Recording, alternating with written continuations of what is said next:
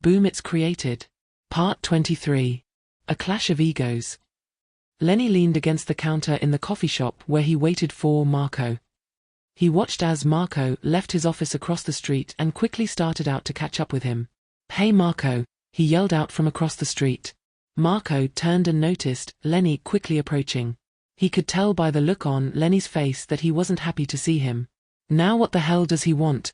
Marco thought as he walked up. Lenny walked up and asked, "Just who the hell do you think you are? I knew you were no good, but I didn't think you could hurt someone like Crochetta." Marco immediately got angry. "You should just mind your business, Lenny. This is between me and Crochetta." Lenny took a step back, trying not to lose control of his anger. "That's where you are wrong.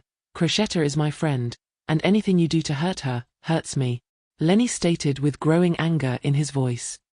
Marco turned to walk away and Lenny grabbed his shoulder. "Listen, Lenny, I don't want to hurt you, so just walk away before this gets out of hand." Before Marco could turn to try and walk away again, Lenny pushed him. He staggered back and charged at Lenny. The two started fighting ferociously. People started coming out of the stores and watching them. They continued to throw blows at each other until the sound of a police siren caught their attention. The police grabbed both of them and proceeded to put them in handcuffs. "You can't be out here fighting on the streets like this. You're both going to jail," the police yelled as they put both in the police car. While riding in the police car, Marco was in disbelief.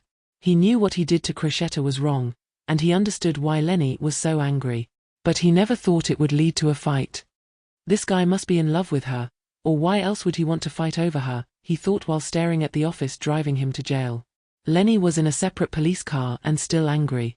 He was even more hurt because now he was being arrested and he didn't want to disappoint Crochetta by missing the flight to London in the morning. He knew he had to call her once he arrived at the jail. She wasn't going to like this at all. Once they arrived at the station, they were put in separate holding cells to get time to cool off. As Marco walked by, Lenny stood up to try and approach him once again, but he was quickly put in a different cell a bit further away where they couldn't speak to each other. Then Lenny was let out to make that phone call to Crochetta. She answered the phone with a bit of hope in her voice.